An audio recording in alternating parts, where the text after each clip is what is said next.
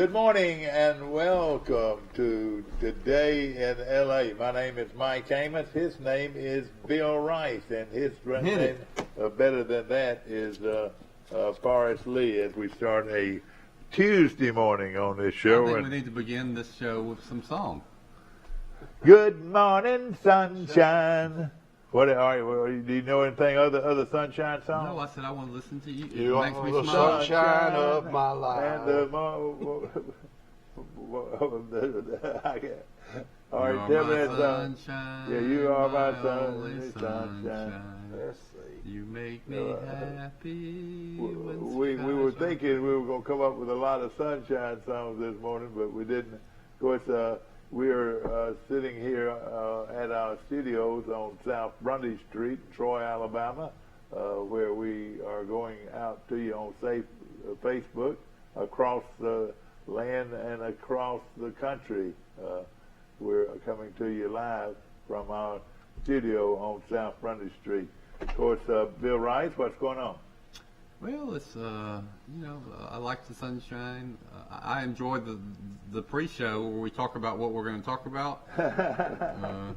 And I added two. Let the record show for us, Lee, that I added two possible topics. Let's don't forget them. How about the Beatles? Good day, sunshine. Yeah, that's a good one. Sunshine. Good morning, on sunshine. my shoulder. Golly, Yeah, that's right. That's Oh yeah. Also remember, let's don't forget. Yesterday we were talking about all the birds we could name, and we said we were going to come back to that topic. We know we got a lot of bird watchers out there watching our show. As far as bird watchers, from the 4th grade, I learned what the birds' names I got another were. sunshine song. Ain't no sunshine when she's gone. That's right. Yeah, we That's could do right. Bill this. Withers. It goes on and on. Only darkness when she's away. All right, that's pretty Where good. you at? Well, let's segue from sunshine to the birds that like the sunshine. Yeah, oh yeah, light the sunshine, and yeah, My grandmother KK used to feed them. A lot of people do, and then the little bird feeder was right outside the breakfast room, and we would watch them. And my mom did it. She bought one of these Audubon books, where she would want to name them or identify what they were. Well, you know what Jody's maiden name is? Audubon? Audubon. Fowler. Oh, Fowler. Fowler. Her dad was a bird lover too, and that's what a fowler is. Well, isn't that the definition I'm of a gonna fowler? start at Someone this. who I'm gonna works start with at, birds. Yeah, I'm gonna start at the top of this. Yeah, that's what he that does. right Mike here. writes on the And newspaper. let me tell you, a sparrow, an English sparrow, a bluebird, a blue jay, a mockingbird, a brown thrasher, a wobbler, a cedar waxwing, God. a robin, a red-winged blackbird. I love Let's see, woodpeckers. a woodpecker, red-headed woodpecker, a brown. Cardinals.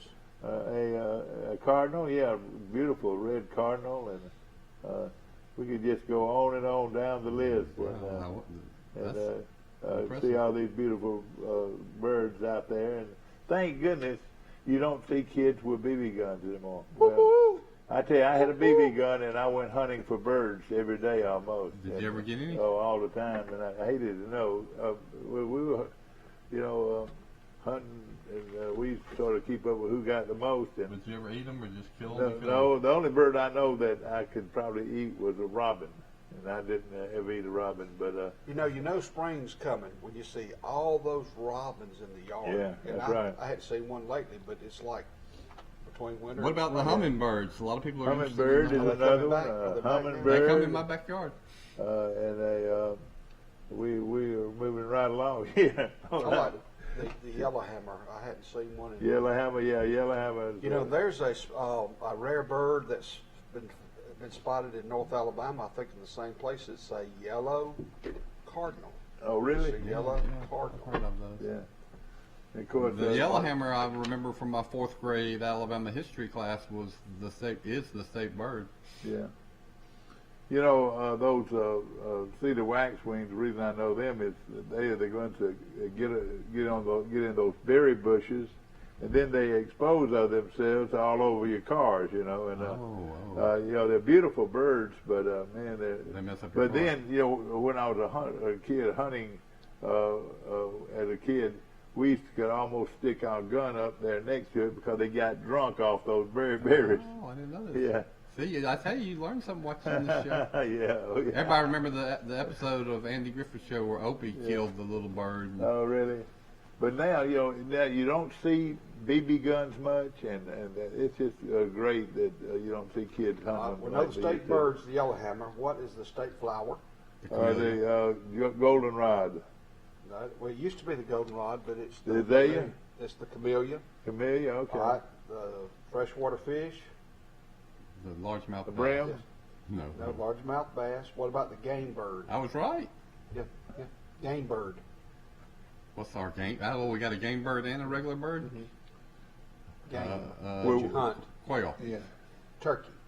And you know that Ben Franklin wanted the turkey as our national emblem as a bird Yeah. instead of the eagle. It said Glad it Ben didn't happen lost that that way. one. We're waiting to hear from Mike Amos. He's supposed to be zoomed in this morning, and we're. He usually calls at 7:07. I've noticed that. Oh, all right. Okay, that's good. And he's got those kids ready. My Well, then the other grandkids ready to birds go to are school. pigeons and dove. And we've talked a lot on this show about people do not go on dove shoots or quail hunts like they used to. Well, you could call a dove a bird, a dove, and a wren. We didn't call out wren. You know, that's a little bitty bird, and you don't. I was told my wife I don't believe I've ever received a more refreshing morning than I had the other morning. And I went out, and it was still dark. And I stuck a chair down and sat there, and I just sat there, and just like this. And I listened with my ears and a smell and whatever. And I sat there and I waited for sunrise, and it was really a very enjoyable morning. Some of you folks out there, if you've never done that, you ought to do it because then you can watch the sunset and feel the cool breeze, and it just makes you feel good all over. One of my Facebook friends did that in Goshen the other day, and they took several sunrise pictures in Goshen. Wish I could remember who it was, but they were beautiful pictures. Good morning. You're on Zoom TV. How you doing? Yeah, I just talked to. I'm not sure he's even working right now. I know Steve's out, but I can't be on Zoom today, so it's going to hurt as far as views. I wonder what's the problem. Why can't you be? Yeah, Zoom's not working. Oh, it's not? Okay. Well, you'll be on call in. That's good. Well, here's what we've been talking about: birds. And we were talking about songs that had the word sunshine in them, and there's apparently a whole lot of words, probably right behind the word love. Yeah. But I figured y'all were talking about the top 3 candidates for the Goshen job. Yeah, I know. We talked about that off air. That Coach Snyder had resigned. Coach Robin Snyder, and what a great job he did. 77-55. That's quite a record for Bart, and what a great job. He didn't even win a game this last year. So imagine how much better that record would have been. I know it. But I'll tell you this. He his career though, and I'll tell you about. There was a lot going on his last year as a coach. You know, they had all kinds of problems. You know, with the Coben and it weren't his problem. Wasn't nothing to do about it. I know, sure he wasn't. And but he was an outstanding coach, not only with his record, but as a person. He built a program with class and dignity, and he put a good team on the field. Always had 50 or more kids dressed out at Goshen. That's really something. But he made it fun. He made football fun, and he made the job a lot of kids got to get a lot out of a program at Goshen. Oh yeah, you can't say Well, enough nice things. you got to think Mama Calls is going to be involved here, and Rodney Jordan, offensive coordinator. Oh boy, wouldn't that be leading candidate in the clubhouse? I would think. He's where is he now? You follow? I thought it was a Eufaula under Rigby. I tell you what, he'd be a great one. I tell you, would. I would hire him in a second. Mm-hmm. Yeah, he deserves to be a head coach more than most. No, he'll get an opportunity, and you're A right. great, I tell you, a great offensive mind. I tell you, really, to me, it looks like a no-brainer. If they can get him, I'm sure he has a lot of other opportunities, and he's got a good situation there. And you follow, it's like, pick your job you want. Yeah. It's like Kirby Smart, could have had a lot of head coaching jobs before he took the one that he was just waiting for the one that he really wanted most. And of course, he's a hometown boy. You'll find it. Of course, that's your hometown. You're talking about Forest, but it's tough. It's tougher. I think it's really tougher being a hometown boy coaching a hometown team. Well, what do you say? Well, I'll just take this past year. You move up to 3A with That makes Trinity, a Montgomery Academy, Catholic, Pike County, Real Town. You also had the pandemic. You also lost players to other schools. There will be one more year in the region that they're in.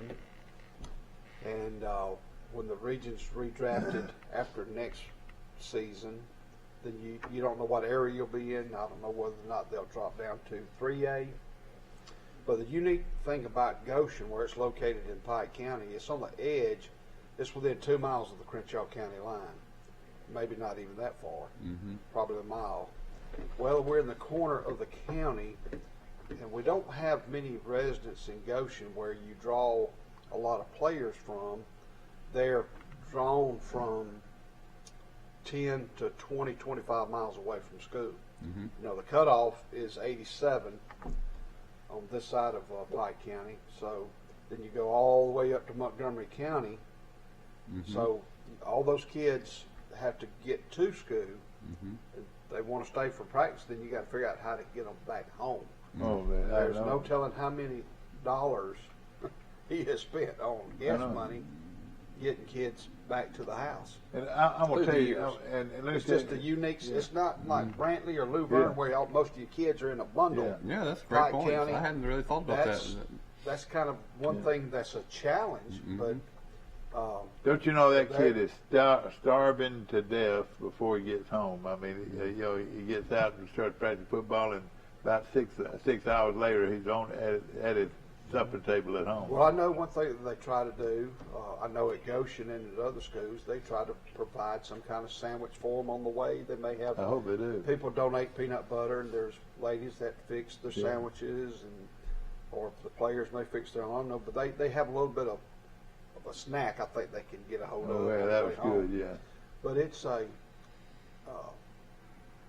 Goshen's a unique place. They've got a lot of support there, and it's been a different kind of year. And I want to salute Bart and his mother and daddy are Keith and Linda Snyder. They've been around the Goshen community for years and years. He's got an older brother, Brian, who lives in the Auburn area. He and I are fraternity brothers. And, of course, Robin is his baby brother.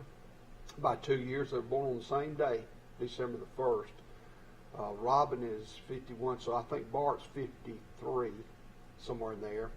And then Stephanie, her dad's Jack Dickerman, her mother's Pam Bassett. How old did you say Bart was? Bart's about 53. Oh, okay, yeah. I think, Okay. and Robin's 51. But Stephanie, Bart mentioned it in the paper, but Stephanie and Bart,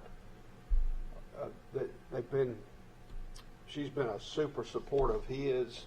He had battled cancer at one time. Yeah. And, she had some problems too, didn't she? I think got so. over it, yeah.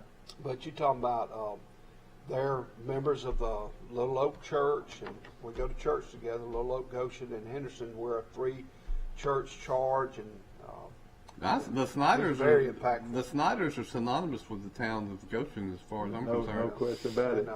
And, It says, you go ahead. he, there's no telling how many players that he's impacted, or students for that matter, throughout his career at Goshen. He's been there for quite a while, 30-something years as a teacher and coach. I think he's been a head coach for about the last 12 years. But he's got 2 young boys. They have 2 young boys. Brock plays quarterback at he's at Faulkner University, and Will is about to graduate, and I think Will has aspirations to be in the medical field. That's but great.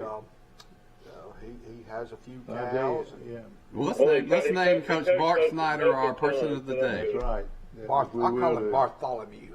Bart Snyder, this is your life on today in LA. I know another tremendous person who's been, besides his mother and dad, his granddaddy, Clayton Skinner.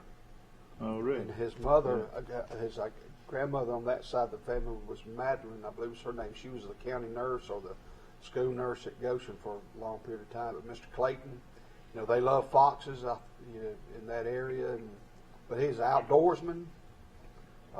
Well, you said all the reasons about how it's tough to get athletes to Goshen because of geography. Yeah. But still, Goshen, the school system is growing and becoming more and more popular, right? I mean, Well, they got a good overall campus. They got a great ag academy, but last year's kind of a odd year for everybody, especially small schools. And I mentioned those circumstances, but it's like in one of his quotes, I think I didn't read but he says it's time maybe for a new start. I sent him a text yesterday about he's a fighter, and he's put a lot of heart, soul, and energy into the Goshen program, and will still continue to do that. But it's like there's a new chapter for him and his family. Will he continue to teach? I think he wants to continue to teach. I haven't actually talked to him, but I believe I read that in the paper. But who's going to fill those shoes? Yeah. But he'll support whoever's hired 110%, and the community of Goshen. Goshen's had some great coaches through the years. They really have. It says a 1986 graduate of Goshen High School. Snyder was a player here. He spent 4 years as a player and 4 years at his alma mater after he graduated as a volunteer coach, 17 as an assistant coach, and 12 as a head coach. My parents graduated from here. My brothers graduated from here. Our whole family has graduated from here, and that's in Goshen, Snyder said. And he also coached his 2 sons at the school, Brock, who graduated in 2007, and Will, who graduated in this year. And to be able to coach your own kids and see them all be successful, Snyder said, I can't say how much I've been blessed. He mentioned this too in one of the articles, that he's as proud of his winning this team that made it to the semifinals as he is the team that just finished the season like they did. There's winners. You get winning, and you get the ability to develop young men. And he's done that. He's touched many a life. Mm-hmm. He's just as proud of this last team he had as he has of the most successful teams he had as far as wins and losses. You don't find Bart Snyders every day. No, and I'll mention this too. Sometimes he will bring a message at church if the preacher's out or whatever. And Bart speaks from the heart. And he is a godly man. He's a lay speaker. Man of Christ, and his that has to do with his family, his mother and daddy, and his wife Stephanie, and let me tell you, I knew Stephanie before she was a Snyder. She was a Dykema. She said Stephanie Dykema, one of the little girl that lived up the street, and beautiful little girl, and her sister. They lived right up the street from me, and I watched them grow up, and even then I could tell they were special, and they were both cheerleaders on Charles Tennyson's award-winning cheerleaders. Talking about Lacey? Yeah, that was, or what's the other girl? Lacey and Heather. I don't Yeah, know. Heather. I don't know Mike, if you Heather grew up was with, cheerleader did or you, not. Mike? Yeah, Heather. I don't know if Heather. I know Stephanie was cheerleader and Lacey was. I don't know about Heather. You know, I think Heather was a All-American cheerleader at Charles Tennyson under the great Joe Ray. well, Stephanie, I think they No, won the not national championship. Oh, she Heather. won? Stephanie or Lacey. It was Stephanie. I was thinking about Stephanie. You know, and I think when Bart What was did I say? teaching, I think he said Well, there's Heather, but Stephanie, it's Stephanie. Heather, and then Lacey's Richard's daughter. Oh yeah, I know. I think Stephanie was on the national championship team with Miss Joe Wright, but I think all of them were. when Bart was at the All-American. middle school teaching his internship, I think Lacey was a student, and she said, I know somebody you need to go out with, my sister. How about that? Yeah. I think that's how. Well, I tell you, I watched. I think Heather set them up, not Lacey. Heather, I'm sorry, but somebody set them up or tried to. And they were also cheerleaders on the award-winning Blue Machine team. You remember that? And of course, Yeah, another name to look at is Rodney Jordan. I mean, Chuck Dunn's ready to be a head coach. Yeah, he is. Erickson. I mean, Chuck Dunn would be a great candidate as well. I don't know if Chuck wants the job or not. That's another name you need to look at locally. We're talking about it's two now- people that would be great role models. Yeah. Now, will Goshen stay at 3A? We don't know. Yeah. We don't know. They'll be at 3A, 3A. 3A would be more enticing to me. I mean, I would much rather be at 3A than 2A. It's a tougher schedule, but you're also playing bigger schools, and you got more students, more players to work with. But I tell you, that 2A down here, Mike, this 2A region's about as good a 2A as you're gonna find. Oh, I know it's good. Of course, the Eagles last year went 0-9 during the pandemic plague, where they had to forfeit 2 games because of COVID issues, and it was school's first season after moving up to 3A. There were just a lot of things that happened. Well, they lost a lot of great players, and they lost all these players that transferred. Then you had COVID. It was it's nothing you can do. But let me tell you this. Maybe Lane Grant will come over and take the Goshen job, and then Bart can double dip and take the Crenshaw Christian job. Yeah. Yeah.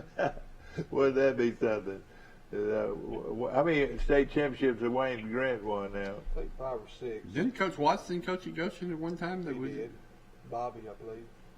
But I'll tell you this: Goshen High School has lost their great leader, and now it's time to look into the coaching circles. And, They lost 2 great leaders. They lost the great Major Lane, the principal. Oh, That guy I was tell you, something else. yeah, you're right.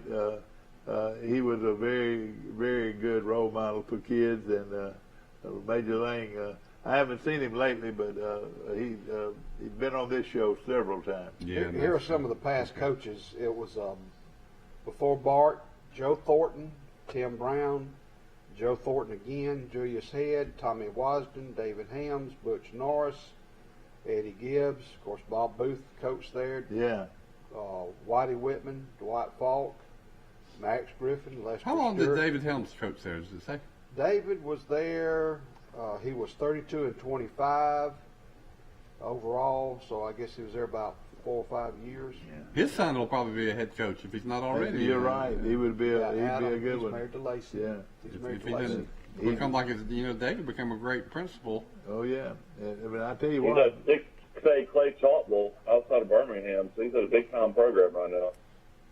Yeah. Oh yeah. But Rodney Jordan, I remember watching him, and because he went to Troy, and it was unique that Troy gave a scholarship to this Goshen kid. Yep. Well, I watched him in high school and knew he could play, but man, he wasn't just a good player at Troy. He was a great player at Troy. I mean, there were times I watched him, and it was like you were watching a little college version of John Hanna. He just mowed down people. All right, there's been in the last few years, there have been 2 great linemen to come out of Goshen, Alabama. Name them. Well, Rodney Jordan and Chris Slaymeyer played together. Well, there's the one that went to Auburn. Mike Pelton. Mike Pelton. He was pretty good. Yeah, And he was a linebacker in Goshen. Yeah, They yeah. made him a lineman later. Yeah. And he played for David Hams. He You was think the guy from Goshen that is the running back coach for the San Diego Chargers is going to leave the Chargers and come take the Goshen job? Oh boy, Who's that? I wouldn't think so. who's that, Mike? You talking about? Foster? There's some guy that is from Goshen that's the San Diego Chargers running back Yeah. coach. Yeah. But I tell you what, if you got Rodney Jordan What's his name, Forrest? I'm gonna pull it up. I think it's Foster. and Rodney Jordan, if you got a Rodney Jordan out there, and you got Well, you got Chuck Dunn. you got a Chuck Dunn out there, You got David Helms. and a Helms out His there, daddy coach there. which hey, he'd be coming home though, wouldn't he? Of course, he's married to one of the her dad's one of the all-time greats. Y'all know who I'm talking about? Richard Bassett. Richard Bassett. Derek Foster. One of the nightmares of any high school kid's life would have been to have to sit there waiting for Richard Bassett to get to the hole. Derek Talk Foster. about Adam Helms. He doesn't know anything about strength and conditioning. He's a little bitty guy. No, he's Adam been very Helms. I called him David. Sorry, that's his daddy. Yeah, he's been very facetious there. Yeah, Adam Helms looks like a professional bodybuilder. That's right. Well, maybe you can pull David out of retirement and let him be just a head football coach. Some schools do that, and that's what Arrington does with Coach Gilcrease. But Derek Foster's the kid you're talking about that's at San Diego. He played at Goshen, then he played some collegiate ball, I think, in Missouri or Louisiana. You know, the coach. Goshen needs to go ahead and put a sign up for him entering Goshen, home of San Diego Chargers running back coach. Wow, that's awesome. Who is that now? Derek Foster. Oh yeah. Oh boy. Yeah. Is he the Running He's back. the San Diego Chargers Well, Mike running back Pelton coach. played a little in the NFL. He got drafted for, I think, the Kansas City Chiefs. He had a great college career.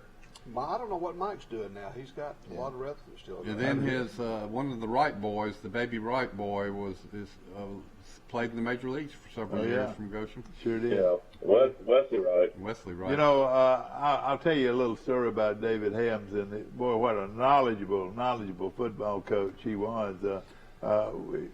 We during the broadcast, I'd always the coach's box was right there to my right, and I'd couldn't help but hear some of the things they said, during the game and so forth. And I was doing the play-by-play of Charles Henson games. I did that for 35 years, I think. But I sat there and I used to marvel at Coach Helms in the box, talking to the coaches down there.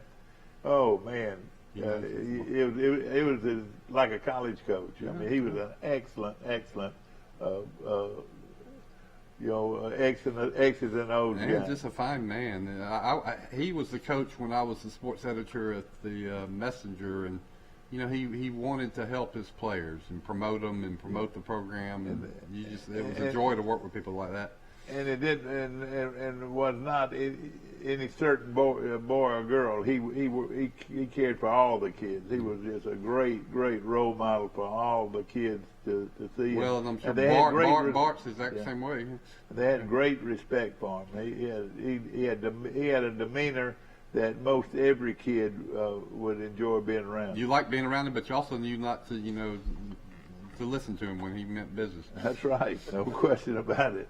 And but again, we're talking about Bart Snyder, ladies and gentlemen, who has retired at Goshen High School, and today is Robin Snyder Day on That's his Troy brother. Bart. Bart. Oh, it's Robin's a great one too. He works at Troy Elementary School. And yeah, one of my Maggie's favorite coaches. Yeah, excuse me, but Robin's a fine guy too.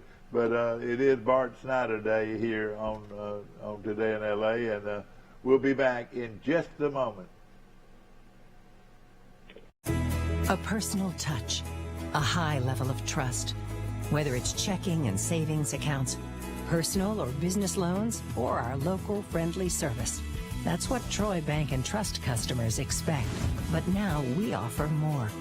Free identity theft protection for our new and existing customers, protecting your family's time, money, and good name from identity theft. Because protecting your identity is now a big part of our identity. This is my chart from Southeast Health. And you're going to want to make it yours. Not because it's free, But because it's priceless. Because with my chart, you can schedule appointments online with your provider. you can email your provider and get answers. Have a virtual visit. Get test results. Refill prescriptions. And manage your family's health care.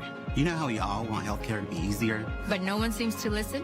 Well, someone did. Southeast Health. To get your free MyChart app, Visit your app store or go to southeasthealth.org. When something's just right, it's more than a good fit. It's that perfect feeling. And at Badcock Home Furniture and More, that means just for you comfort. Find styles that move you at Badcock's Motion and More sale. Featuring new recliner sets like our remarkable Duke collection or our selection of Lazy Boy recliners, all with no credit refused. So shop what's just right at your local Badcock in Elba and Enterprise. Badcock Home Furniture and More, just right. This is Barney at Premier Chrysler Dodge Jeep and Ram, and I'm here to nip this sale in the bud. Hello, folks. This is Greg Anthony, sales manager at Premier Chrysler Dodge Jeep Ram in Troy, Alabama, offering discounts up to $15,000. Let's nip that. 0% financing up to 72 months. We gotta nip that. Barney, $5,000 over Kelly Blue Book for your trade-in. You're killing the competition. Barney! Yeah, I don't know what happened. Back to our show and back to our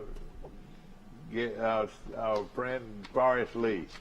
All right, good morning again, folks. I want to give you a report about high school golf. Today at the Troy Country Club, Pike Lib will continue their second day quest. They're in second place right now. They are the Senators of Morgan, have a score of 303, and Pike Lib is 6 strokes back. They play another 18 holes. You can make up that. And this is the AISA state tournament. In Troy Country Club. They're playing a total of 36 holes. Pike Lib has 2 players in the top 5, Jackson Cleveland and Ford Hussey. Both are tied. Forrest Hussey, really? Ford Hussey. Ford Hussey's in there. God, isn't that great? Yeah, they're tied for 5th place. Peyton Jacobs is in the top 10 in 8th place, and Jace Calhoun is 1 shot behind him with a +8 and is currently tied for 11th. So they are 6 strokes back of first place.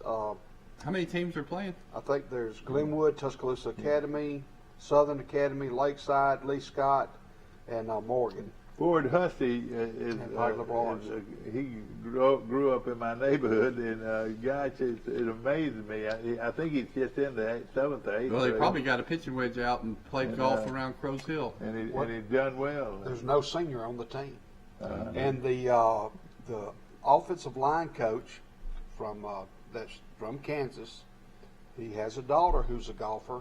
Well, she was ineligible to play this year when she transferred into Pike Lib because she's already played golf during this season for the state of Kansas. Okay. So there are no seniors on this team, and they'll add her next year. So things look good. She'll play with the men next year.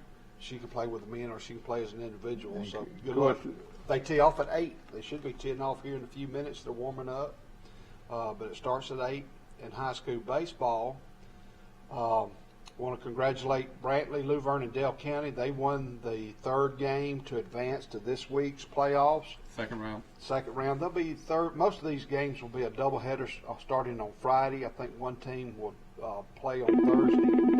But Kinston at Winterboro, Brantley will host Berry. Luverne hosts Cottonwood.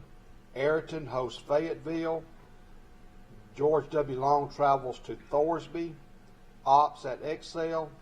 Dale County will be at Bibb. Shelby County will be at Rehoboth. And in 7A, Dothan will host Fairhope. Enterprise will travel to Daphne. In softball, Crenshaw will play Snook at Lagoon Park this Thursday. Did y'all ever come up with a nickname? I couldn't find their mascot. This is AISA. This is AISA. Yeah. And then Pike Liberal Arts will play host to Lee Scott this Thursday in a doubleheader. First pitch is at 4 o'clock. And good luck to all those baseball players and softball players. And also, Crenshaw's going to host North River this Thursday. Best 2 out of 3 in a doubleheader. North River, I have to look up where that's. Never heard of North River. I'll look it up. Switching from high school baseball to pro baseball, we were talking before the show about this player for the Anaheim Angels from Japan originally. He is a starting pitcher that also plays in the field. And I heard on the radio this morning that this guy is on pace to hit 50 home runs this Major League Baseball season. And he's a starting pitcher. But he also plays, I don't know what position he plays. Probably designated hitter. Okay. Yeah. But isn't that amazing? That is amazing. I remember hearing about this guy coming over from Japan. I mean, he was the sensation of all sensations. And, you know, the question was, would they let him pitch and hit in the major leagues? But apparently they are. Yeah. North River's located in Tuscaloosa. Okay, that's the new school then. Yeah, North River Yacht Club. Oh boy, that's where that big elephant that's in front of Bryant Denny Stadium was for 20 years. That's right. They moved it. But that is a nice school, I know, and but you know, back to those kids that just have grown up so fast, and you know, you don't know how young these golfers are. But Mary Lee and Bobby Hussey are my good friends, and their son Ford playing golf like that as an 8th grader. I was just elated to hear about that. You said Jackson Cleveland's a 9th grader. What he did? Jackson Cleveland, that's Delaney Curvin's grandson. Yeah. Now that his mother's. I'll think okay. All right, let's go back and see if this is Mike again or what. Hey, we're sorry we're losing you. Yeah, I'm on. What's going on with the phone? Phone again today? We didn't pay our bill. We did not pay. You stay on for about 2 minutes and then it. No, we're fine. We're fine. Everything's I'm going not on good. Zoom. I mean, the views are down. It's horrible. Oh, yeah, the views are usually like around 100. Now they're down to like 20. Yeah. Mike was talking about some Pike Liberal Arts golfers that are from Crow Hill. That made me one think, of them is Ford Hussey, Mike. That took me down memory lane when I was playing in your neighborhood, Mike, with my friend Charles Bradshaw as a kid, where I spent a lot of time on Crow Hill. But one of the things we did, the kill time, we would get out our 9-irons and pitching wedges, and we would just hit golf shots all through, up and down that neighborhood. Yeah. You know, we played from this tree to that tree. Yeah. I'm telling how many houses we hit. And, all you had to do was go to the clay pit behind the Bradshaw's house back there. Yeah. That was the ultimate playground of Crow Hill. Well, I'll tell you. I tell you how you look for things to do. We would take a sock. I'd take one sock, and he'd take the other sock, and we'd go down to the college golf course, and we'd pick up golf balls, and whoever had the most golf balls won. Now he cheated though, because he would go down there and he would go in the lake down there, and he'd just walk around barefooted until he felt like he was on top of a golf ball. Tell him how many of my golf balls you got. And he got a lot more than I did. I know that. You know, you could do that. Back then you're always trying to find the yellow and the orange golf balls. That was always cool to find them back in the day. And pink ones. Like They were Easter egg hunt. Yeah. Man, I would lose 5 rounds. We had a big old tub full of golf balls. I know that. You're right. In 2 or 3 hours, you get all the golf balls you need. How about this, Bill? Ben Davis is going to Texas, the former 5-star out of Gordo. Never saw the field at Alabama at all. Oh, he saw it this year. I was telling the guys off camera that I pulled for him because so many people were so rude to him for being a flop. But this past year, he played on all the special teams, and he played a little in backup role. But, yeah. But, I mean, you're talking about a guy that's a 5-star. Yeah, I mean, yeah. He's a huge disappointment. I mean, his dad's the all-time leading tackler in Alabama history. Yeah. He had a lot of pressure going to Alabama, but, I mean, to go to Texas is pretty impressive. I thought he'd go to a non-Power 5. But, you know, I watched him, though, and when he played a little bit, and then I would say, well, I'm going to watch this kid that everybody says is such a flop, and looked like he could move around and play to me. So he might end up being better than we thought, just a late bloomer. I'll tell you one guy that's got a big old smile on his face is Steve Sarkeesian, the head football coach at Texas, who coached at Alabama last year. And he's got a big old smile, and I'm sure Coach said, "Go ahead and take this guy. He might can help you." Here's their schedule. They open up with Louisiana Raging Cajuns. Texas does. Then they play at Arkansas. Then they play Rice, Texas Tech, at TCU, Oklahoma State, Baylor, Iowa State, Kansas, West Virginia, Kansas State. So they'll open up with Louisiana Lafayette. Oh yeah, might be in trouble. Louisiana Lafayette's pretty good. I'm pulling for Sark. Man, I just can't think of an offensive coordinator that was that masterful. I guess he had. It helps to have all these first-round draft picks, doesn't it? But he had the talent, but he also dialed up the perfect plays for that talent. Of course, we're celebrating the retirement of Bart Snyder, and of course, he's really a great guy. No telling how many times I picked up the phone and have called Bart Snyder, and he'd be on the grounds of Goshen High School watching, or we'd be in the car lot or whatever, and we talked ball. And he's always been courteous and always been very nice to let us come on his air and find out what's going on with Goshen football. And he always did a very good job. I got the answer. The snook, their mascot. We're talking about birds or feathers.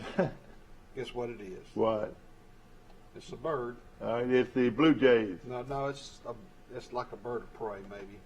The Hawks. The Eagles. The Eagles. They're located in Foley, Alabama.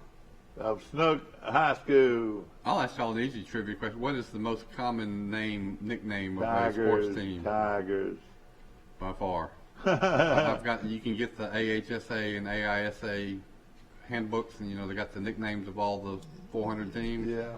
About 70 of them are Tigers.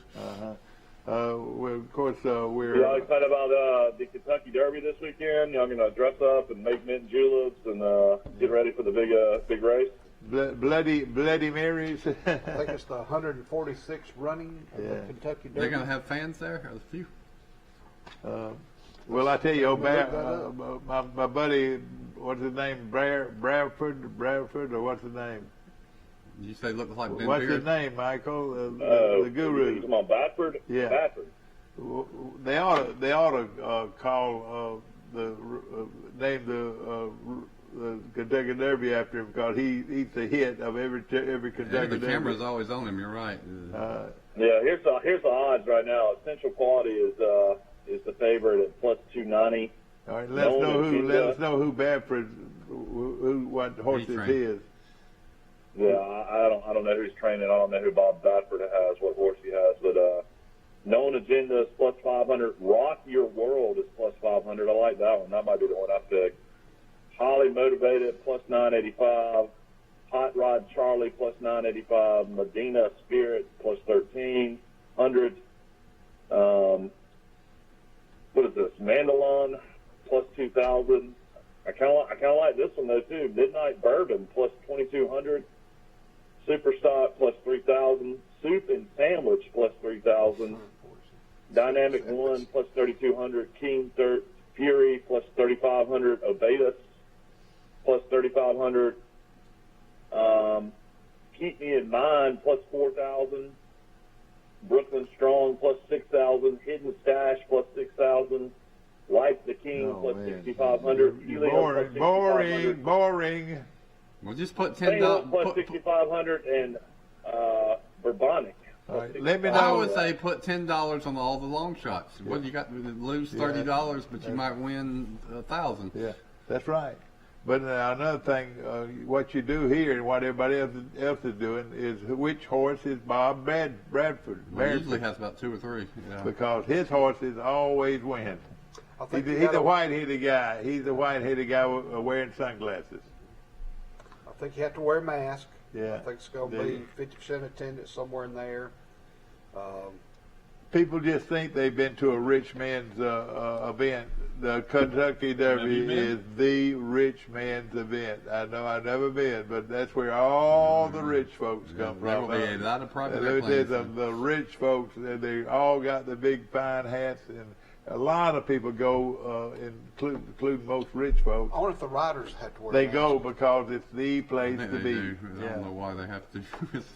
Yes, exactly. Let's go back I enjoy watching it, though. Yeah. No, it's the most exciting 2 minutes in sports. It is. All right, let's go back to Forrest Lee's report. Well, I got another report I want to talk about. Well, I said I had some stuff from material. I don't get it much, but I see where the Packers are committed to Aaron Rodgers for the foreseeable future to be their quarterback. Well, Aaron Rodgers has a fallback plan, which is being the successor to Alex Trebek on the game show Jeopardy, the host. He actually guessed. They've been having celebrity guest hosts apparently for the last couple months since we lost Alex. And I didn't see it, but the reviews were that Aaron Rodgers might have been the best guest host yet of this game show Jeopardy. I always knew he was smart and clever. Well, one thing good about this, you can tape. Most all of them are taped. They tape 5 in one day. Actually, yeah, they tape them, and so he could come in and do the tape easy. The only person I know that was on it was Barry McKnight. I think he finished third. Barry McKnight, that's right. He was on, He was doing great, and then all of a sudden he started missing questions and doubling down, and before you know it, he was at 0. But for a while, he was doing well. I tell you one thing, I wouldn't trade him for anybody out there as far as our play-by-play man at Troy. He is great. Yeah, I got to visit with I tell you what, the guy at Alabama is real good in basketball, Chris Stewart. Yeah. Of course, he got his start at Troy. He's really good. I didn't know Chris Stewart got his start at Troy. Tell him about that, Yeah, Mike. Johnny Williams hired him. He did football 1 year at Troy. He wasn't the play-by-play guy. He was like on the sideline reporter. How about that? Yeah. But a lot of good people came right through Troy. That are Boy, Bramlett was great at Auburn. I'm still so sad what happened to him and his wife. Yeah, he was great. He was. The guy that succeeded him though was good too, and then of course Fife was one of the best ever. Oh yeah, and hey, who can beat John Forney and the Alabama partisan across the way? As Bill Rice is being lifted up high above the ground by Coach Paul Bear Bryant. That would be the day. What was Chris Stewart's medical condition a while back? Did he have a medical? That's a serious one. Do we know? Some kind of brain issue? Well, I'll tell you this. This is another thing to work on. Short liners by announcers. Believe you me. Signature expressions. That's what Bingo. John Forney used to talk about. Bingo. That's a touchdown. And Whoa, Nelly. Yeah, oh Millie. Whoa, Nelly. All right, now I want you to see if you can finish that. Oh my, wasn't that one of them? Oh my. No, he did. He said this. They were talking. The one about, they say in golf all the time is better than most. Yeah. Keith Jackson said this after Alabama beat Miami in the Sugar Bowl for the national championship. He said, "Oh Nelly, they're starting to dance in the streets of Old Op and in Montgomery Town." No, wait a minute. They're starting to dance East Boga. Yeah, that's right. They're starting to dance in the streets of Old Op. And in East Boga, where they got the best chicken fried steak I've ever eaten. That's what he said. No, he said Montgomery Town, didn't he? Is Keith Jackson still with us? No, he died. No, he died. He was back. He was a great one, though. And, there's been so many one-liners that, and of course, a lot of people like the things that Keith Jackson said, but they loved our local. Well, you had guys. like Vin Scully was a famous baseball announcer, and Dickenberg and Harry Carey. They all had their signature lines that they were associated with. What did Howard Cosell say? The Fife created touchdown Auburn, and all his successors have carried it on. Then, of course, Pee Wee Reese and the great pitcher, can y'all name him? That was Pee Wee Reese's sidekick, Dizzy Dean. Dizzy Dean had so many one-liners. He said that was a blue darter. And then over at third base, didn't they use his name for the sausage? Yeah, oh yeah, they sure did. He's still around. I like Phil Rizzuto for the Yankees. He was good on there. But yeah, Mel Allen and Phil Rizzuto. Yeah. Mel Allen, where did he go to college? Alabama. Where's Mel Allen from, though? Do you believe in miracles? You know, Dad went to, when he was a sophomore, Coach Bryant had to bribe the team to get him to go to the first Liberty Bowl in Pennsylvania, Philadelphia.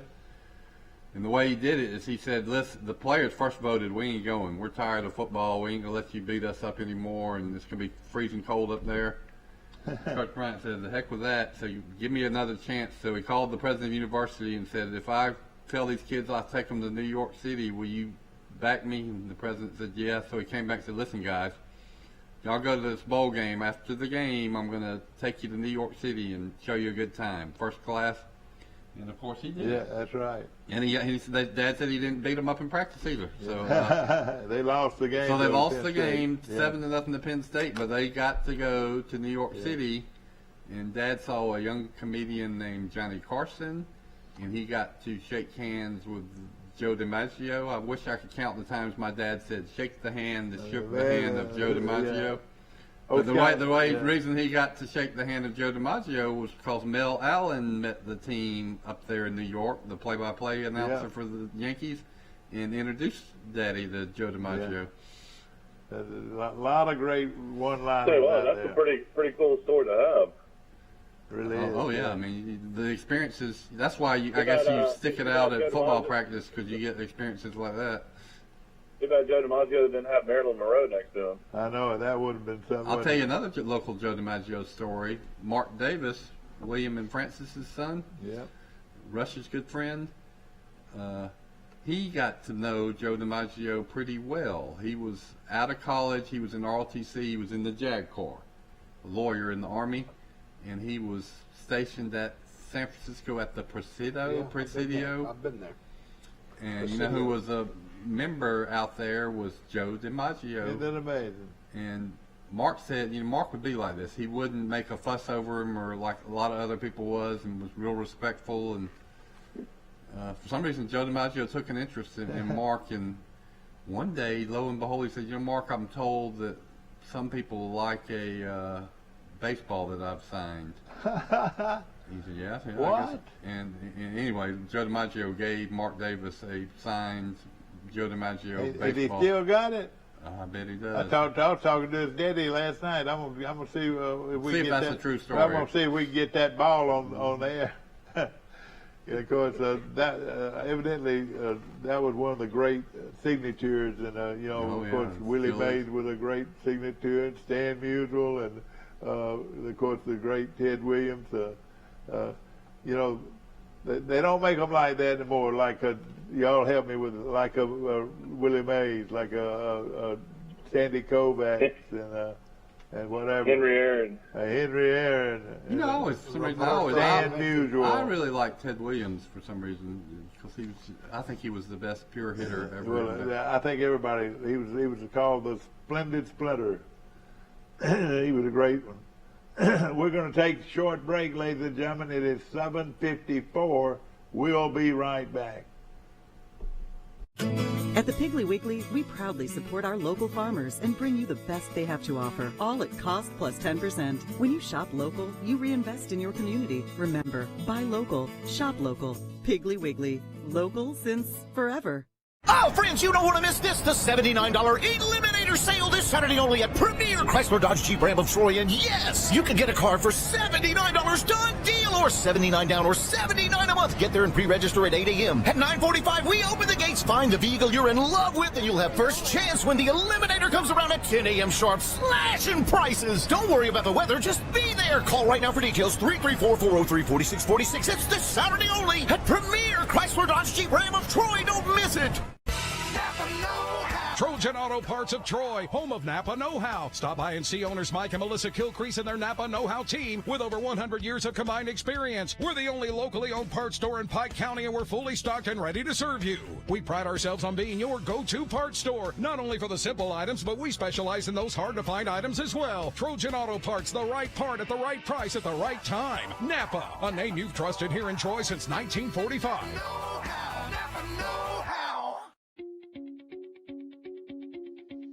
Hi, Sandy. I'm right here. Come on in. Daddy, I'm right here. Hello, Miss Mary. I'm right here. I'm right here. Since 1969, we've been right here. Because at Troy Regional Medical Center, we take these words to heart. I'm right here. Thank you. Remarkable people, remarkable care. I woke up at 4 o'clock this morning. I've been drinking it ever since. Back to our show, ladies and gentlemen, brought to you by the Troy Health and Rehab on the Elva Enterprise Highway in Troy, and Trojan Auto Parts, Mike Kilcrease, and a beautiful facility. Believe it or not, old auto parts, beautiful facility. I need to go see him get some new windshield wipers. Yeah, that's right. They're great people, and we appreciate it. And, you know, if you're going to, like you said, if you buy a windshield wiper, they put it in for you. I need that. And I don't know exactly about oil filters, but you know, I know this. They'll give you all the oil and the filters to go with it. Of course, right now we're celebrating Bart Snyder Day on our show. Bart Snyder, the head football coach at Goshen High School, has resigned. And I don't know if it says he's going to continue to teach or what he'll be doing, but I guarantee you it'll be done right.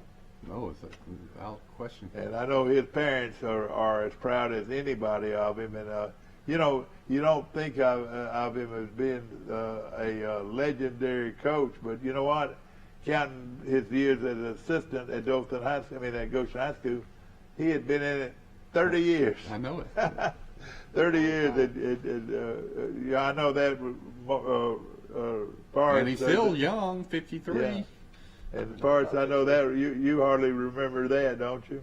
Yeah, him. How long was you coach? I was 30 years. Well, I probably total all sports probably about 25 or 30 different sports. All right, give me a report on. I know you've already talked about this already, but we're looking at the Class 3A tournament. You know, Glenwood versus Springwood at 1 o'clock, and Pike Liberal against Lee Scott. This is for the state playoff berth here. Is that right? And the boys, Pike Liberal Arts opens against Tuscaloosa Academy Thursday. So that's a big one. All right, now which one is this right here? That must be girl. It must be softball. Softball, yeah. Got softball. Got mixed up. When you got two teams in, it's sort of hard to keep up with. And so the girls. The girls will play Lee Scott this Thursday in Lagoon Park in Montgomery. That's right. At 1 o'clock. That's 2 out of 3. If they win both, if they split, they'll play again Friday. You know, the way I look at that, Troy is playing Opelika and Auburn. And in baseball, Troy is playing Tuscaloosa. That's right. That's right. Exactly. All right, finish up what you were saying there. But Pike Liberal will play host to Tuscaloosa this Thursday in baseball. Now, is this the state championship though? No, so this is the playoffs. This is the playoffs. The state championships will be later on. Oh, okay. They're trying to make it to the state championships. Okay. In softball for AISA, private school, yeah, the state championships will be in Montgomery at Lagoon Park, May 7th and 8th.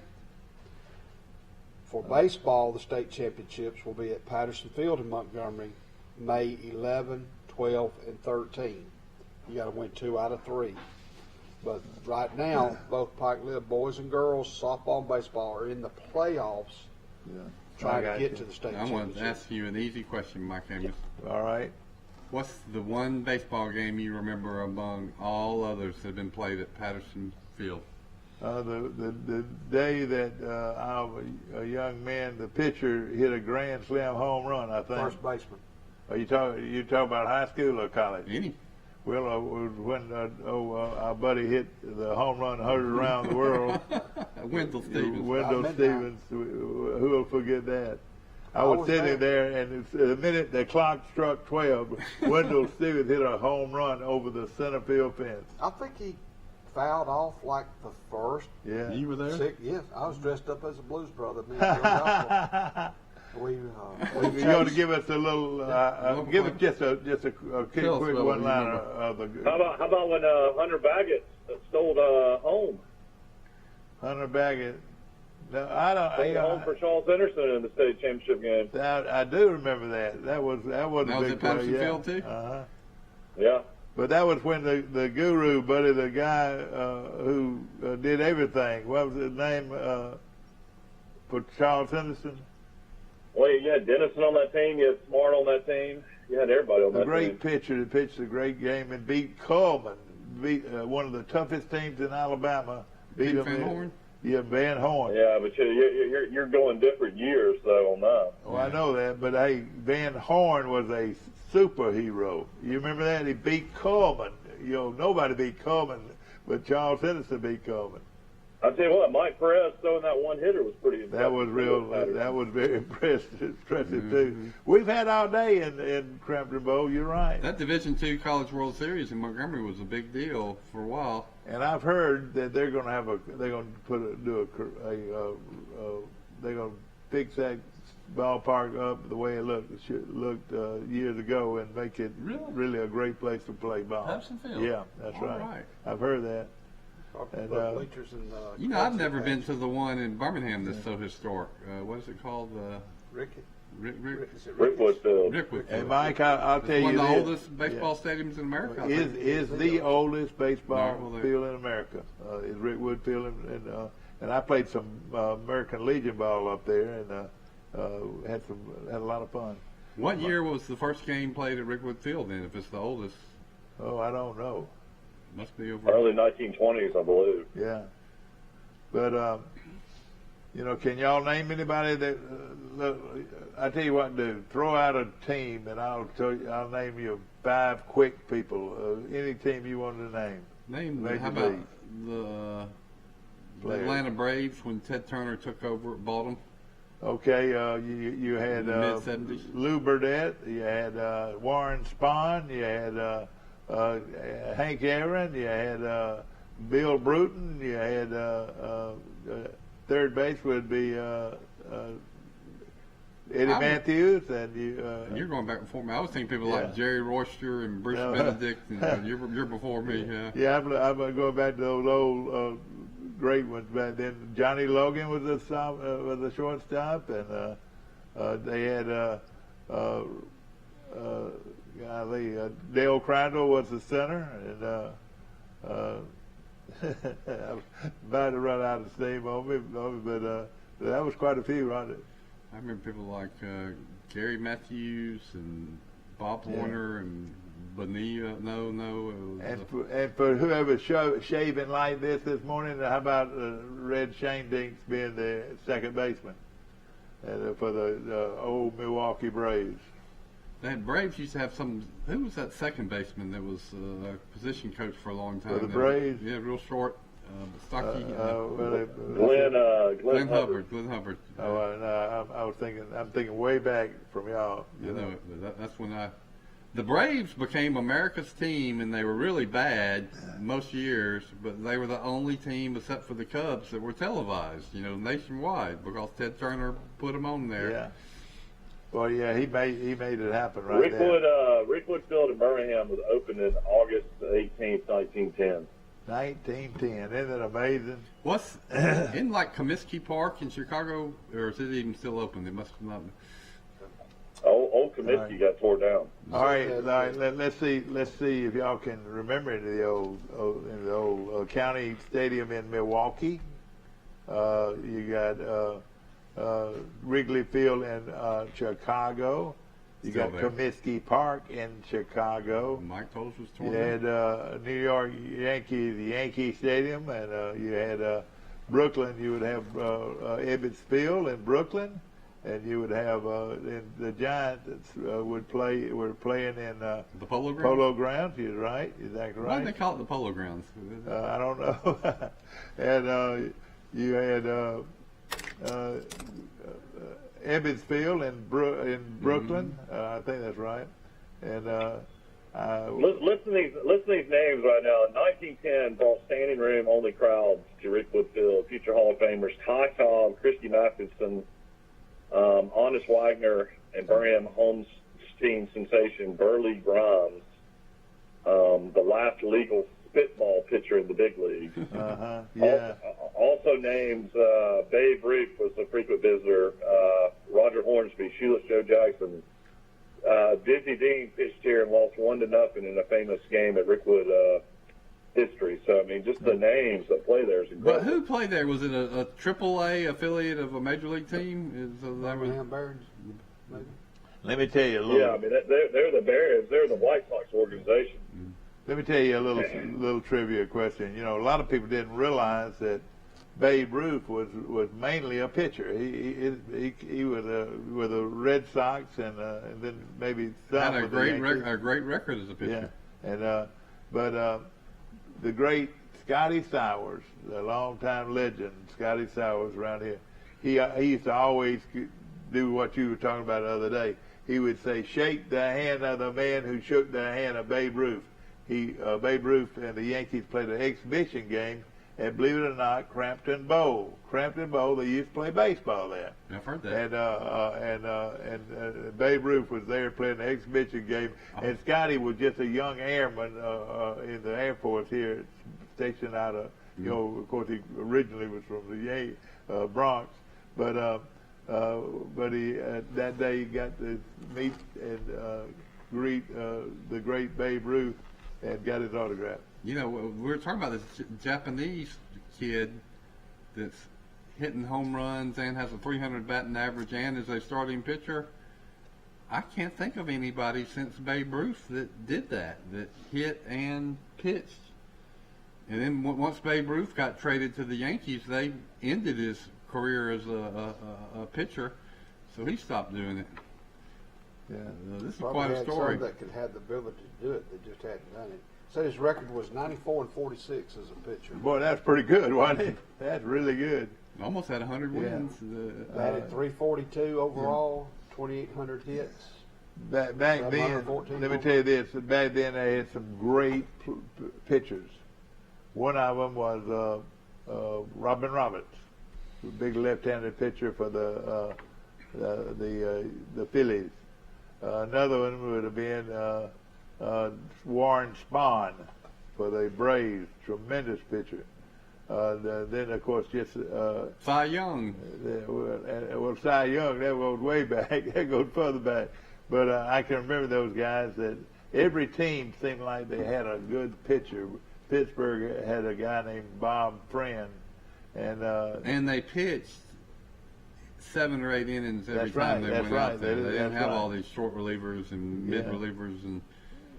Probably one of the better relief pitchers was Elroy Hirsch for Pittsburgh. He was threw the forkball as a relief pitcher, but they had just worlds of great pitchers. That's why Bobby Pierce. Don Sutton made the Hall of Fame. He never had unbelievable numbers, but every year he pitched just about every dang game, and right. He would go 5, 6, 7, 8 innings every time he started. And the last pitcher I mentioned was Bobby Pierce, and he was Billy Pierce, and he was a great little left-hand pitcher. But then came Hartford, Alabama's early win. You know, have you, Mike? Did you ever do any pitching when you played baseball? Yeah, a little bit, not much. You know, I did a little when I was younger. I didn't know how to throw a curveball. But there were times when I pitched, and the coaches would make me keep pitching in practice or games, and it was hot. Man, when you get tired pitching a baseball, you really get tired. So I mean, it's. I think about all these major league pitchers we're talking about that pitched all these innings and games. Well, they were playing most of these games in the afternoon in the heat, in those hot uniforms. Yeah. So, I mean, that made it doubly hard. Of course, in the next few days, we're going to give our plaudits out to all the great men who have coached baseball in Troy. And, boy, there's been some great people over the years, and it's going to be fun to name some of them. Next few shows. The real pitchers that take it seriously, what do? They run all the time, don't they? They have to have, they got to be in shape and have strong legs. You're exactly right. And, most of these pitchers now, most of them, you got to be 6'4", 6'5". I reckon it's the wind up or something that make, of course, they all throw them about 90 miles an hour. Yeah, Troy plays Jack State tonight here in Troy. That's going to be a good game. 19-19, trying to break over 500, and then the first pitch is at 6 o'clock tonight. And the old rival. They travel. Troy University men will travel to Florida State to take on the Seminoles. That'll be a big 3-game series. That first pitch will be Friday at 5 o'clock, Saturday at 1, and Sunday at noon. Then after that, they'll travel to Coastal. And the Lady Trojans. Let me stop you there. That's interesting that in this late in the season, Troy is playing a 3-game series with Florida State on the weekend. You would think that Florida State would be playing ACC conference games. Evidently, they had a little breather. And the Lady Trojans are 32-10 overall. They're 15-3 in the conference. They will host Texas State this Friday here in Troy. First pitch at 6, Saturday at 2, Sunday at noon. Then next weekend they finish the season at South Alabama with 2 games, and that will end the regular season. So the women have 2 series left, and then they will host the Sun Belt Tournament here in Troy starting May the 12th through the 15th. So that's 2 weekends from. Well, tonight, thanks for mentioning it. We should have talked about that earlier. The Troy Jack State tonight at 6 o'clock. 6 o'clock. Good baseball game between two. They beat us last week. Was it 6-1 or 6-2? Yeah, they beat us. You're right. We owe them some revenge. So we got to get them, Coach. Coach, we got to get them. Talking about Coach Mark Smart. Nobody likes losing to Jack State. He knows as much about Jack State. Anybody that knows about that is Mark Smart. Yeah, he's played over many times. Yeah. Well, there will never be, I don't believe, ever the rivalry that you had between Troy and Jack State, and you had the great Chase Riddle and Abbott, their coach, and Abbott ended up winning over 1,000 games. That's how long he coached, and of course, he and Chase. He always had, though, I tell you about it, everybody hated him. They called him bird legs, and he wouldn't even, when they played Troy, he wouldn't even go out to the mound. He'd send his pitching coach out to the mound. The guy, he must have had real skinny legs, but Harry Baker would not let loose of it. Harry Baker, the jeweler, would you could hear him all over the field. They'd call him bird legs and all that, and he just got where he wouldn't even go out. But he had a lot of respect for Chase Riddle. I've always got to talk to him a little bit after Chase was not coaching anymore, and he said, I love that man. He said, I learned a lot of baseball. Chase was he was a player manager in his own career, wasn't he? Oh yeah, when he was there, he was kind of like Ozark. Yeah, I think he was a player manager in Ozark. And when he was down there, he married the best-looking girl there too. Betty Riddle was the best-looking girl. Betty from Ozark. Yep, and she's a beautiful girl. I've been in an article. We got the NFL draft coming up, and these are the top 25 biggest busts in NFL history. Do you want to hear those names? Yeah, I'd love to. And you like to, throw some names in there. Go ahead. Number 25 is Robert Gallery, offensive tackle at Iowa. He was the first pick, or he was in the first round, second pick. He ended up just playing only a few years. After that, you got a local connection. Andre Bruce, linebacker from Auburn, was the number 1 pick in the 1988 draft. He was heralded as the next Lawrence Taylor, was selected with the first overall pick. He played decently his first 2 seasons. Atlanta cut him in 91. Then he spent 7 years on the Oakland Raiders, averaging only 1 year, only 1 start each year. Yeah, the Falcons are shopping Julio Jones. This is a name you remember here, David Klingler, quarterback at Houston. Mm-hmm. Yeah. Yeah, his career record in the NFL was 4-20. Oh boy. Other names, I'll skip around. Remember Rick Meyer, the guy that they thought was the next Joe Namath at Notre Dame? Mm-hmm. Uh-huh. Mm-hmm. He was a first round pick, second pick overall. Only played sparingly in the NFL. Where did he play college ball, Rick Meyer? Notre Dame, didn't he? Notre Dame. Yeah. Another name that everybody always remember, great college quarterback, Matt Leinart, was an NFL flop. Yeah. Curtis Enos, running back at Penn State. Who? Curtis Enos. Oh, yeah. He was the number 5 pick in the first round in 1998. Everybody remembers this name out of Houston. Andre Ware was the 7th pick in the first round. Never had much of an NFL career. Ron Dane was one of the greatest rushers in college football history. Wisconsin. Was the 11th pick in the first round. Courtney Brown, defensive end out of Penn State. Lawrence Phillips, the running back out of Nebraska. He was the 6th pick in the first round. He has actually died now. He got, I think, took his own life in prison. Oh, what a story! Yeah, he had big demons. He was a real thug. That was an unbelievable documentary ESPN did on him. Kenyatta Carter, Penn State running back. A lot of great Penn State players were flops. Other guys that we know, Tim Couch, Kentucky. Oh, yeah. Yeah. First pick overall in 1999. Another Penn State running back. He played against Alabama. Blair Thomas was a bust. Reggie Bush was a bust, but, he had a few decent years in the pros. Yeah. Quarterback out of Oregon, Achilles Smith, was the 3rd pick in the 1999 draft, barely even played. This guy was a huge pass rusher at Washington, Steve Eatman. Didn't make it in the pros. This goes way back before my time. Art Fleetzer. Oh, yeah. Ohio State. He had gambling issues later, I think. Yeah. And then Charles Rogers, wide receiver, Michigan State. Heath Schuler at Tennessee. Remember, Heath Schuler was a good college quarterback. Yep, he sure was. Schuler was the 3rd pick in the 1994 draft. That's hard to believe. I think he later became a U.S. congressman, though. and then everybody knows this name, Brian Bosworth. Oh, yeah. Linebacker, Oklahoma was a flop. Tony Mandris, offensive tackle, Michigan State, was number 3. Jamarcus Russell, we saw him play in college at LSU from Mobile. That right there was one of the biggest busts ever, right there.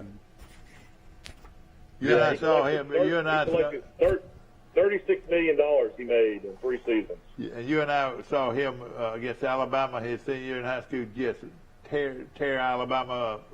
I mean, he just ran up and down the field on Alabama. Nick Saban recruited him to LSU from Mobile. Yeah. And then they say the biggest flop in NFL history is Ryan Lee, former Washington State quarterback. That's right. In fact, he won. Did he win the or was he first person picked over Manning? He was the 2nd pick in the 1998 draft. Now, who was the first? He was ahead of Peyton Manning. Yeah, ahead of Peyton Manning. Okay. Alabama's had some that might qualify. Trent Richardson. Yeah, he would be one. Yeah, Trent Richardson's on down the list. Keith McCants was on the list too. Yeah, Keith McCants was this Greek god. And talking about the draft, I read a report where Justin Fields, his stock is dropping in the draft Really? Because it has come out that he's being treated for epilepsy. Oh boy. And some other issues, maybe consistency or work ethic, but his stock is dropping in the draft, according to one report. Well, it shows it's no exact science, is it? Yeah. Want to mention our premier Dodge, Chrysler, Jeep, and Ram trucks on the bypass in Troy. We appreciate our good buddy Jason Gregory, and now they are really pushing a lot of their top used cars, and they've got a bunch of them. And of course, no better place as far as saving money than our good friends at Premier Dodge, Chrysler, Jeep, and Ram. Talking about the draft, the other end of the spectrum is, think of all the Hall of Fame players that weren't even drafted, that were free agents, and then who's the best? Who would most people say is the best NFL player of all time right now? Tom Brady. That's right. Fifth round. Right? Sixth round. So there you go.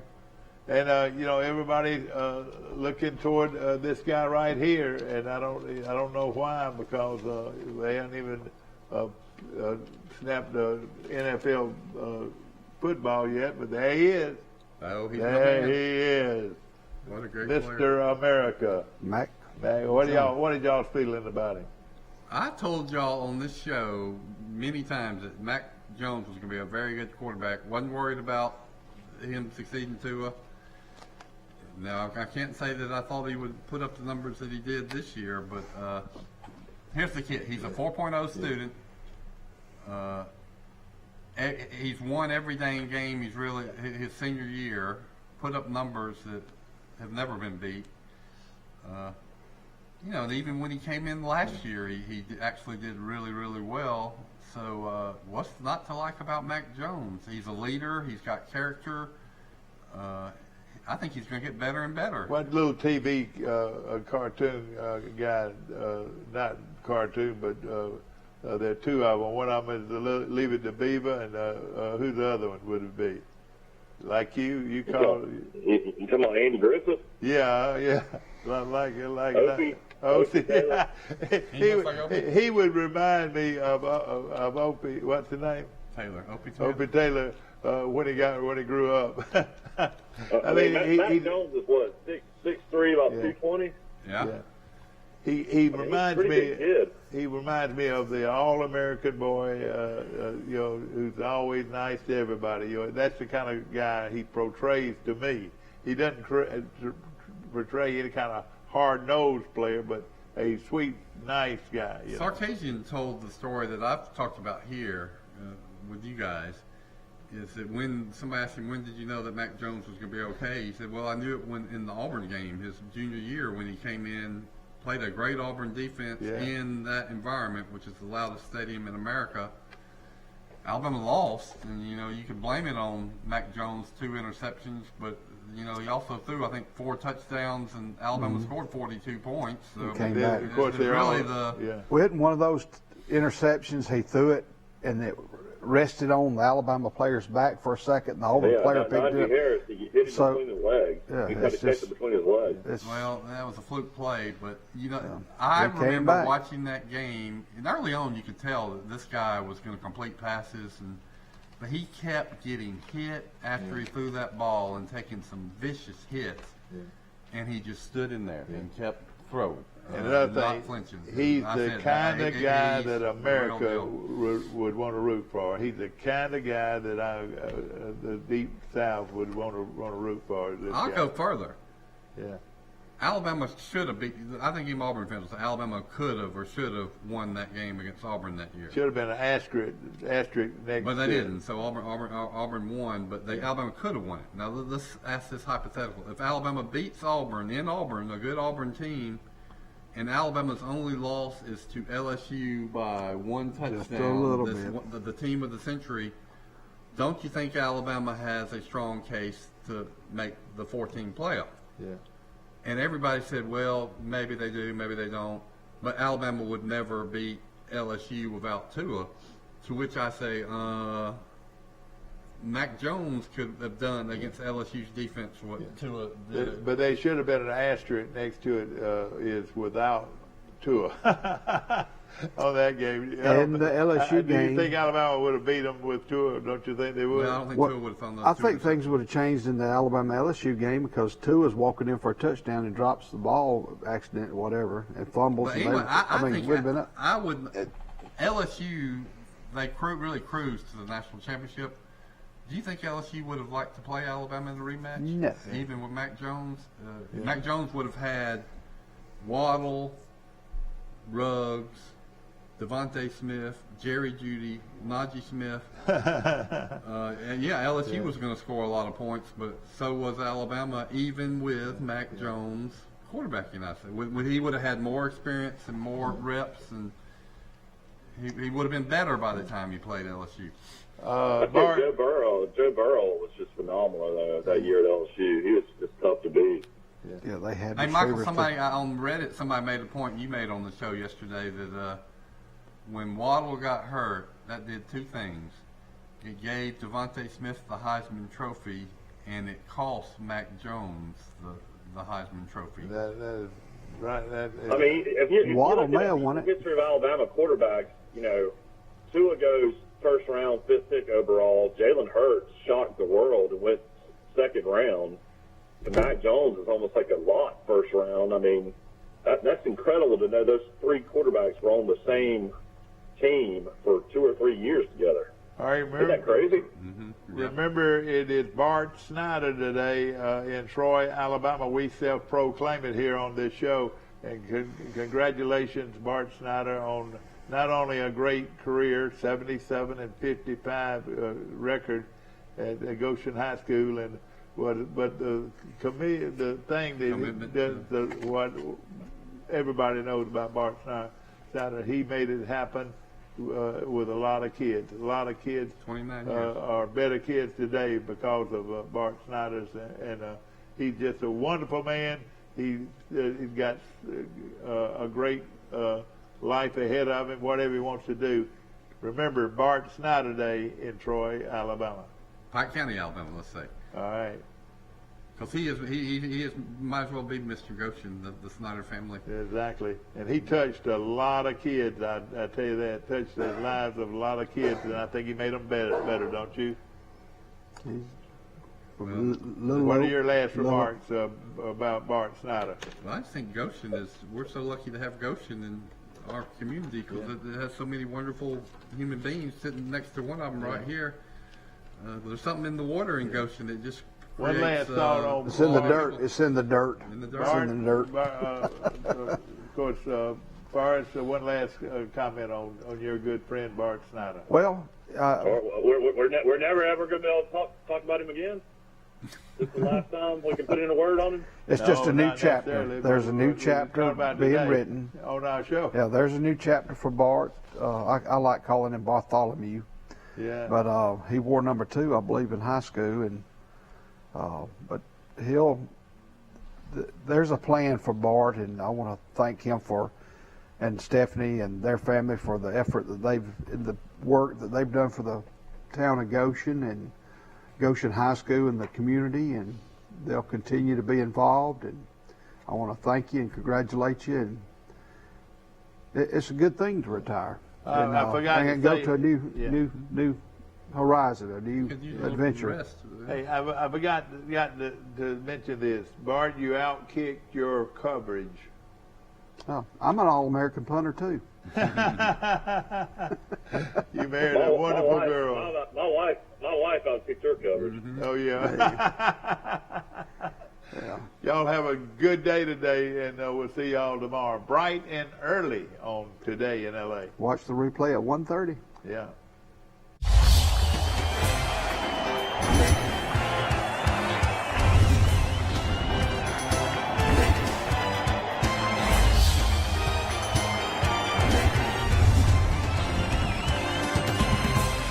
Oh, friends, you don't want to miss this. The $79 Eliminator Premier sale this Saturday only at Premier Chrysler Dodge Jeep Ram of Troy. And yes, you can get a car for $79 done deal, or $79 down or $79 a month. Get there and pre-register at 8 a.m. At 9:45, we open the gates, find the vehicle you're in love with, and you'll have first chance when the Eliminator comes around at 10 a.m. sharp, slashing prices. Don't worry about the weather, just be there. Call right now for details, 334-403-4646. It's this Saturday only at Premier Chrysler Dodge Jeep Ram of Troy. Don't miss it. Have you seen an increase in your insurance premiums or significant change